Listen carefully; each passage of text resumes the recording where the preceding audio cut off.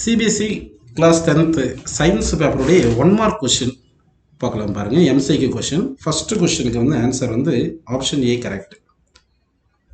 Second question பார்த்தீங்கன்னா வந்து option வந்து second question B correct. Third கொஸ்டினுக்கு வந்து ஆப்ஷன் சி கரெக்ட்பா. ஃபோர்த் கொஸ்டினுக்கு ஆப்ஷன் சி கரெக்ட். ஃபிஃப்த் கொஸ்டினுக்கு ஆப்ஷன் வந்து டி கரெக்ட்.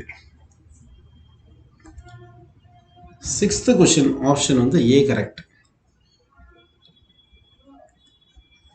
செவன்த் கொஸ்டின் பாருங்க ஆப்ஷன் வந்து பி கரெக்ட். எய்த் கொஸ்டின் வந்து ஆப்ஷன் டி கரெக்ட். நைன்த் கொஸ்டினுக்கு வந்து ஆப்ஷன் சி கரெக்ட். 10th கொஸ்டினுக்கு ஆப்ஷன் வந்து சி கரெக்ட். 11th கொஸ்டினுக்கு ஆப்ஷன் வந்து ஆப்ஷன் சி கரெக்ட். 12th கொஸ்டினுக்கு ஆப்ஷன் பார்த்தீங்கன்னா டி கரெக்ட். 13th கொஸ்டினுக்கு ஆன்சர் வந்து டி கரெக்ட். 14th கொஸ்டினுக்கு வந்து ஆப்ஷன் ஏ கரெக்ட். ஏன்னா 14th கொஸ்டினில் பார்த்தீங்கன்னா mirror X is used to concentrate sunlight in solar Parnell சொல்லியிருக்காங்க. அப்போ கான்கேவ் மிரர் யூஸ் பண்ணுவோம். கான்கேவ் மிரர் என்ன பண்ணுவோம், இன்ஃபனைட் டிஸ்டன்ஸில் ஆப்ஜெக்ட் இருந்துச்சுன்னா டிமினிஷ்ட் இமேஜ் பார்க்கணும், ரியலாக இருக்கும், ஃபோக்கஸில் பார்க்கணும். அதனால 1 கரெக்ட்.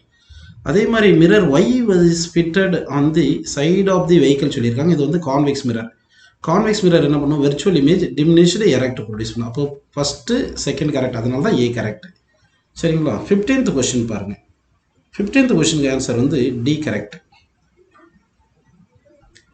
16th கொஸ்டினுக்கு ஆன்சர் வந்து டி கரெக்ட்.